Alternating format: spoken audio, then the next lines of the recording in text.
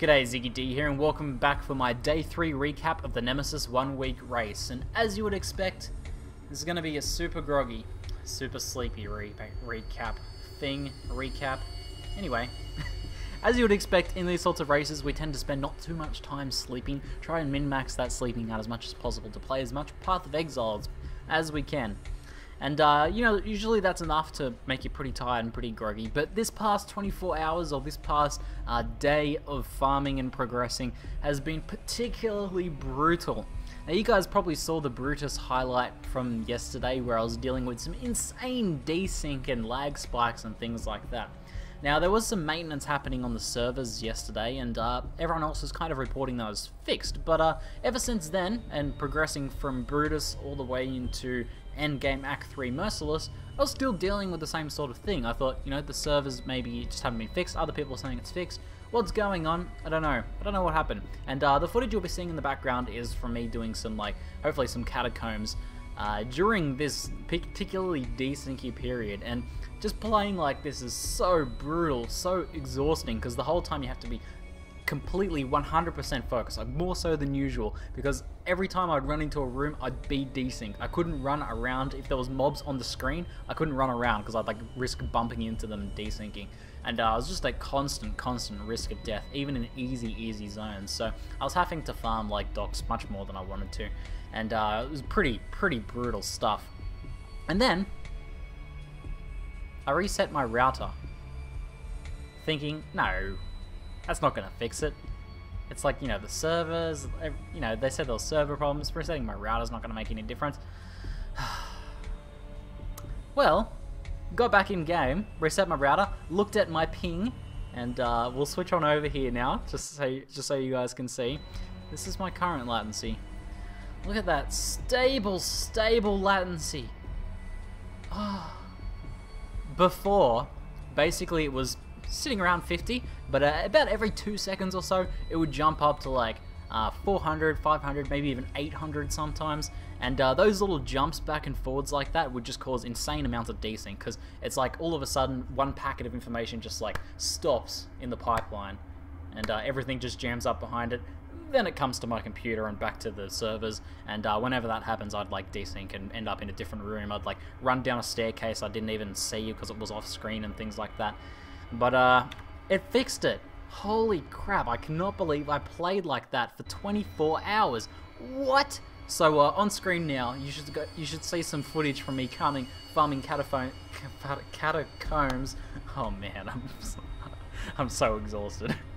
Farming catacombs after the router reset, and I can actually move around and fight things. Oh. So I can't believe I did not think of that earlier. Like, it's such a simple thing, you know. That's the first thing any IT people will do, tell you to do when you call them. You know, like, turn it off, turn it back on, see if that fixed the problem. What the hell was I thinking? So, particularly brutal 24 hours of progression, yet somehow I still managed to maintain about a 170 rank placing, and managed to get to endgame. As you can see, we'll switch back over now. We're now level 67 on my Reign of Arrows Ranger, and despite the desync issues, she's been doing pretty well. I get, obviously, to stay alive through all of that, obviously doing reasonably well.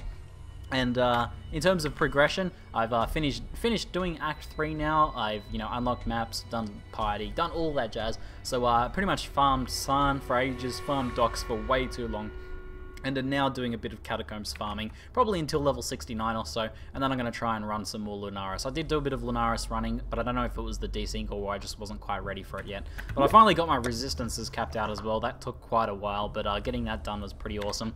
In terms of the build, in order to progress and keep myself going, you know, with pretty limited gear, as I've said before in the race, I've done a lot of stuff like switching around these different resistance nodes here. I've got like these all resist nodes here, and I was even like using this all resist node and like getting whichever resist I needed at the time, in addition to like changing around my gear pieces and changing those nodes just to make sure my resists were capped, because it's so hard to do anything in Act 3 without any sort of capped resistances, especially Nemesis when you have Stormcallers. If your lightning resist isn't capped, even if you're farming in docks where there's no lightning damage normally, Storm Heralds will kill you. So that's been pretty brutal, but we've been managing to get by, and as you can see, you know, have managed to get to endgame, which I was kind of hoping to be here a bit earlier, and certainly it would have been a lot faster if I had to reset my router like after an hour or something, or that amount of lag. I don't even know. Anyway, you know, you guys should probably pay me out a bit about that in the comments below.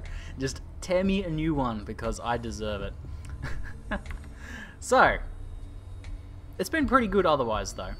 I've done quite a lot of trading. Day 3 seems like the really big day for trading, and actually Duke was telling me this. He's actually caught back up, and we did a bit of farming together today. And Duke was telling me, you know, day 3 is the day for trading. It's going to be the day to sell a lot of stuff, and I was like, okay, sure, man. But he was right. He was definitely right, because lots more sales are going on. Still selling a lot of skills and support gems and things like that, but less so now, and more so actual gear. And I've actually been running my shop thread, and I'll switch on over. Give me a second. But my shop thread's been pumping, and I've been listing lots of stuff in here, and poe.xyz.is has actually been indexing this as well. So I've actually been getting quite a few contacts through my shop thread, as well as selling things in trade chat pretty well, actually. And what I've discovered is really the key in this 1 week race is people don't want to take the time to think about how much they want to pay for something, and I want to think about valuing things. They're much more unsure as well, and prices are pretty, you know, crazy in 1 week race. They're kind of all over the place. So I think it's really, really key if you want to move stuff to put buyouts on it. You know, this has always been the case, but more so in the 1 week race. I've not sold anything that I haven't put a buyout on, basically. Like, very rare, like maybe 1 or 2 things that were really good, and I was just like, please until offer, and had a bit of a bidding war. Only things that could really attract like multiple people bidding on it could I sell without a buyout. Everything else has been sold through buyouts, and I've actually managed to do pretty well with it. Attracted a decent amount of currency, and I've been funneling some of that back in my character, but also starting to save up a bit of stuff, like saving up a lot of alks and things like that. And I have like, I don't know, I have like probably a couple exalts worth of gear, currency and gear at the moment, sitting around in my stash. So saving up a bit of that, because I'm going to be moving into maps pretty soon, and we'll want currency to craft maps as well. So that's been pretty good, and I've just been pricing, in terms of pricing things, I've just been pricing them as cheap as possible, you know, and just moving them as much as possible, to even like selling things for alterations, which might seem like a bit of a waste of time sometimes, but alterations is going to be really handy for crafting maps, so definitely just going ahead and doing that. In terms of my character's progression, still using the same bow I had before. It's turned out pretty hard to get any sort of upgrade for that, but I've managed to actually find this helmet here, which has been pretty nice. This is a nice helmet, but life, dual resist there, and the rarity. I'm actually stacking a little bit of rarity. That's pretty nice. Still need to upgrade my amulet, as you can see. This one's been with me for a while now. But just also sorting out a few things, like slowly upgrading these gear pieces, and doing a lot of just sort of shifting around of gear, trying to build my getting into maps set.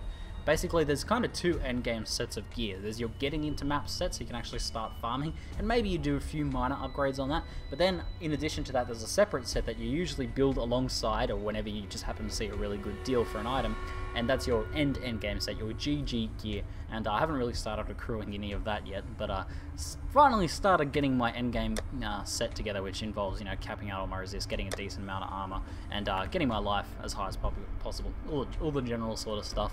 And in terms of clear speed and DPS, I'm actually doing pretty well now, even without having found an upgrade over this yet. But I'm pretty happy with that in terms of progression. In terms of the passive skill tree, as I said, a lot of time has been spent switching around resists and getting that sorted out. But I'm starting to respec out of those now wherever I can, so soon I'll be able to free up another 3 points there as I take these 3 nodes out and move through. I went down and grabbed Resolute Technique. That was definitely worth it. And Point Blank.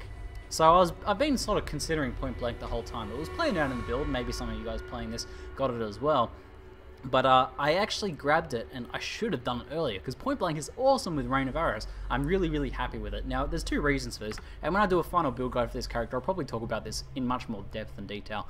But basically, I'm generally sort of running up to packs, and then fighting them around me to get them to group up on top of me, or fighting them sort of as they come towards me in front of me like that. Now, if I target like here, everything hit on the outside of that AoE area, and anywhere in that AoE area, takes the 50% more damage, which is huge. That's a huge increase over my DPS there. So that's been a massive buff in DPS there, and that's, you know, that was pretty good. Just a solid DPS increase, and most of the things I'm actually fighting melee range, so that's working out really well. And it also has a kind of a second hidden benefit. Now, reflect isn't a major issue for me, but it's going to be in the future. And the way I think about Rain of Arrows is as a playstyle sort of thing. I can still deal some damage at range, and I'm going to kind of be testing things at range. As they're off screen, I'll be firing into a pack, and if they're outside of my point blank range, and they're a reflect pack, and I'm going to do much less damage against them. It means I'm not going to kill myself to reflect. By the time I run up into melee range of a reflect pack, I should have had plenty of time by then to think, hold on, this is a reflect pack, I should probably be careful. So in terms of like a playstyle change sort of thing, Point Blank I think makes Rain of Arrows much safer to play, because it makes you actually, gives you a lot of time to look at reflect and look at different dangers and things like that. And my effective DPS I think has been increased pretty dramatically by taking that. So I highly recommend it if you're playing the Rain of Arrows Ranger. And in terms of that, now I'm really trying to push into the Templar area. I really want to get Catalyze, that's going to be a nice damage increase, but most importantly I really want Amplify, because it's just going to make my effective DPS increase again because of the increased radius as well, and the damage will be nice, and also getting these nodes, and also the life regen node. I have no regen in this build apart from this node, and that's actually kind of annoying sometimes.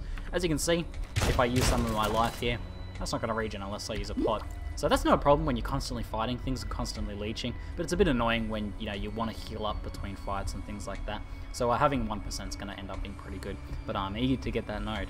Anyway, switching over. Boop. Hopefully you guys enjoyed the sleepy recap.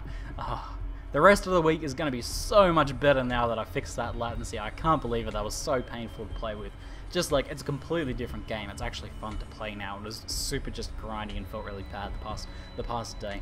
So I'm pretty excited for that. I'm really excited now that I'm into endgame, and I'm still like, probably one of the, well, I guess I'm probably like the top 200 people, the only real ones in endgame.